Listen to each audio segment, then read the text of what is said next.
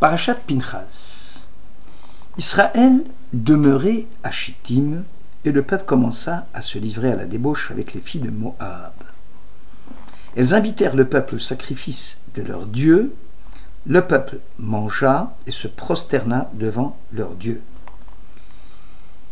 Israël s'attacha à Baal-Péor et la colère de l'Éternel s'enflamma contre Israël. L'Éternel dit à Moïse: assemble tous les chefs du peuple et fais pendre les coupables devant l'Éternel en face du soleil, afin que la colère ardente de l'Éternel se détourne d'Israël. Moïse dit aux juges d'Israël que chacun d'entre vous tue ceux des gens qui se sont attachés à Baal-Péor. Et voici un homme des enfants d'Israël vint et amena vers ses frères une Madianite sous les yeux de Moïse et sous les yeux de toute l'assemblée des enfants d'Israël, tandis qu'il pleurait à l'entrée de la tente d'assignation. À cette vue, Pinchas, fils d'Élazar, fils du sacrificateur Aaron, se leva du milieu de l'assemblée, prit une lance dans sa main, il suivit l'homme d'Israël dans sa tente, et il les perça tous les deux, l'homme d'Israël, puis la femme, par le bas-ventre. La plaie s'arrêta parmi les enfants d'Israël. Il y a eu ce jour-là 24 000 qui moururent de la plaie. L'Éternel dit alors à Moïse: Pinchas, fils d'Élazar, fils du sacrificateur Aaron, a détourné ma fureur de dessus les enfants d'Israël, parce qu'il a été animé de mon zèle, et au milieu d'eux, je n'ai point, dans ma colère, consumé les enfants d'Israël. C'est pourquoi tu diras que je traite avec lui une alliance de paix. Ce sera pour lui, pour sa postérité après lui, l'alliance d'un sacerdoce perpétuel, parce qu'il a été zélé pour son Dieu et qu'il a fait expiation pour les enfants d'Israël. Voilà donc ce que dit le texte au début de Pinchas.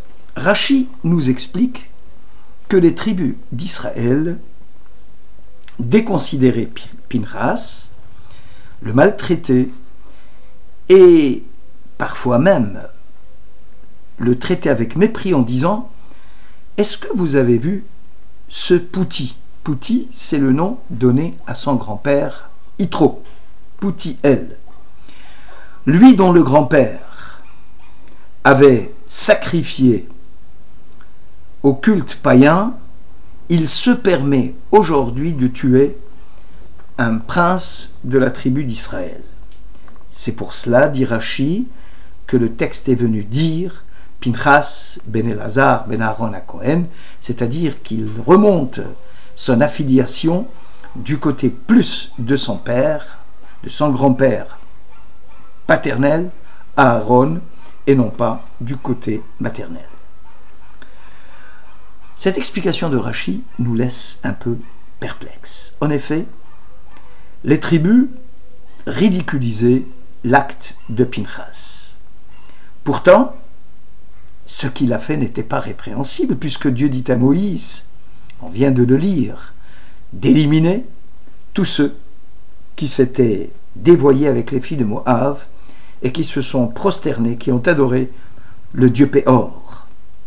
Entre-temps, un chef de la tribu d'Israël vient devant Moïse, prend une Madianite, une femme étrangère, et devant toute l'assemblée d'Israël, et il pose la question, selon Rachi, il dit à Moïse: dis-moi, la femme étrangère, elle est permise ou interdite dans le judaïsme?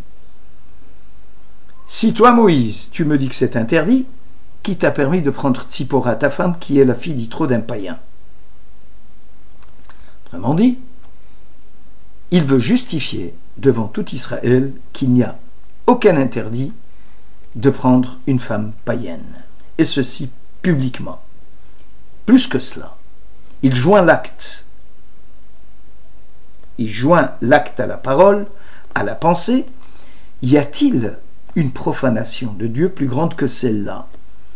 Et lorsque Pinchas se lève et le tue et arrête la profanation de Dieu, voilà que les tribus d'Israël viennent et lui disent que ce qu'il a fait n'était pas correct, en réalité, il aurait fallu qu'il y ait des centaines de Pinchas qui se lèvent à ce moment-là. Et d'ailleurs, en quoi est-ce une honte si son grand-père maternel était un idolâtre?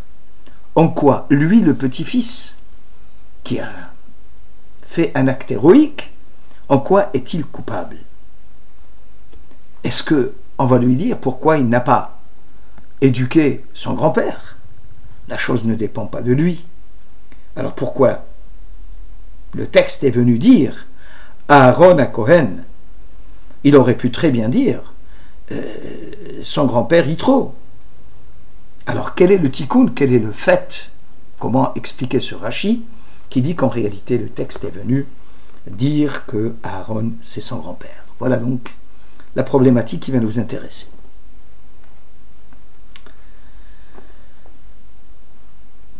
Pour comprendre cette problématique, il faut d'abord comprendre comment se fait-il qu'un homme d'Israël qui cohabite avec une Midianite et qui fait cela devant tout Israël, sans aucune honte, sans aucune gêne, est-ce possible qu'un tel homme puisse être le prince d'une tribu d'Israël? Rappelons que dans le désert, il n'y avait aucune différence entre un Hébreu et un autre. Ils ont tous mangé de la même manne, ils buvaient du même puits, ils habitaient dans les mêmes conditions. La seule chose qui pouvait distinguer l'un de l'autre, c'était le niveau moral et spirituel de chacun. Et donc le choix des princes s'est fait à partir de cette chose-là. Alors comment comprendre le comportement d'un prince de la tribu d'Israël?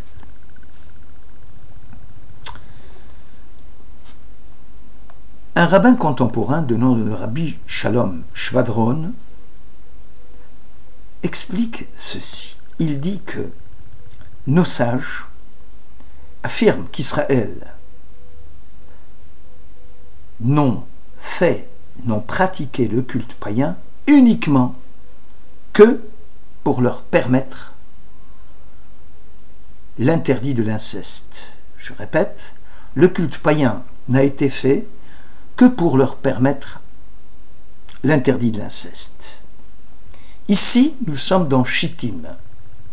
Deux épreuves s'offrent à Israël. Les filles de Moab et les filles de Midian, l'inceste avec la femme étrangère. Le judaïsme appelle ça aussi l'inceste. Même si la définition que donne en français l'inceste n'est pas celle-là, on appelle arayot, c'est-à-dire tous les problèmes d'inceste, tous les interdits qui sont mentionnés dans la paracha de Acharemot et de Kedoshim. Donc, je reviens à l'idée, à Shittim, Israël était face à deux épreuves. L'inceste avec les filles de Moab et les filles de Midian, et le culte païen avec le dieu Péor. Ils se sont prosternés devant le culte païen pour leur permettre les interdits de l'inceste.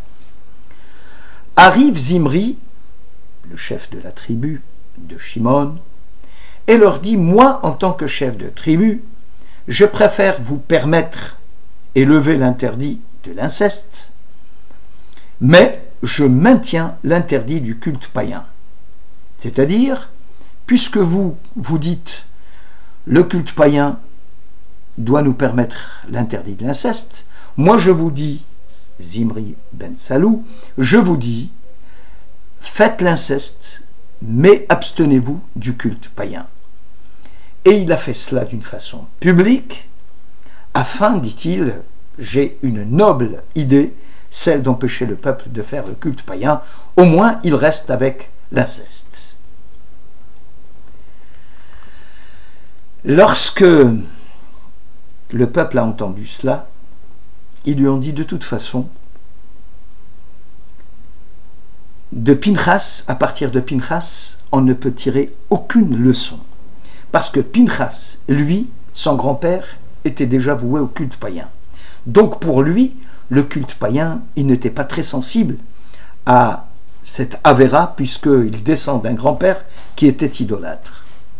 Mais nous, qui connaissons l'importance et la gravité du culte païen, il serait préférable d'avoir et de lever l'interdit de l'inceste pour s'en priver du culte païen. Et c'est ce que dit la Gemara, le Talmud dans Nazir, Kav Gimel. Il dit: quelle différence y a-t-il entre la débauche de Zimri et la débauche de Tamar? Rappelez-vous que Tamar est partie avec Yehuda, qui était son beau-père, pour avoir des enfants à la suite de la mort des trois maris qu'elle avait. Donc, M. Zimri a pensé que lui aussi, comme Tamar, avait une intention bonne, les Shem Shamaim. Il dit que j'ai fait ça au nom du ciel, puisque je vais leur permettre l'inceste et interdire le culte païen. Pinchas, qui s'est levé et qui l'a tué, les autres tribus d'Israël étaient en train de dire: mais qu'est-ce qu'il est en train de faire? Il est en train de nous sauver du culte païen. Donc il nous a permis, ce Zimri ben Salou, et nous a permis l'inceste. Mais Pinchas, lui, pensait autrement. Il pensait que, malgré cela, s'il leur a permis l'inceste, il était Hayav Mita, il méritait un traitement de la mort. Pourquoi? Parce que aucun homme au monde, dans le monde d'Israël, ne peut se lever en disant: je permets telle transgression pour laquelle il est marqué Karet, Venichreta, elle sera retranchée de son peuple. Donc c'est des graves transgressions, en disant: si je les empêche ou si je leur permets cette transgression, eh bien ils vont pouvoir faire d'autres mitzvot. La Torah ne peut pas admettre une telle démarche. La Torah est appelée Torah Hashem Temima. Temima, c'est-à-dire elle est intègre, elle est entière. Tu ne peux en aucune façon dire: je vais enlever une partie pour sauver une autre partie. Et c'est cela, l'autosifu à la davar, n'ajoutez rien à la chose, dit l'Éternel, que je vous ordonne aujourd'hui, et n'en retranchez rien, afin d'observer les mitzvot de l'Éternel, votre Dieu, que je vous ordonne. La paracha de Vaïtranan au chapitre 4. Même si l'objectif est d'ishmor et mitzvot Hashem. Même si l'objectif est de conserver, de pratiquer les mitzvot de Dieu, il est marqué l'otosifu, l'otigreu d'ishmor. La traduction du verset: n'ajoutez rien, ne retranchez rien, sous prétexte que vous allez faire d'autres mitzvot de l'Éternel, votre Dieu. Maintenant, on comprend mieux pourquoi la Torah est venue dire son affiliation d'après Aaron.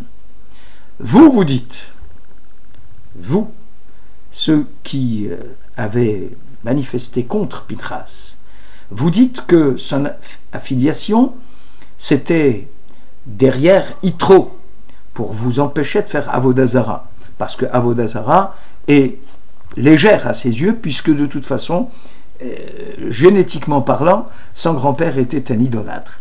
La Torah vient dire: mais non, il est le petit-fils d'Aaron, c'est-à-dire celui qui était capable aussi de laisser passer sa part dans ce monde et dans le monde à venir.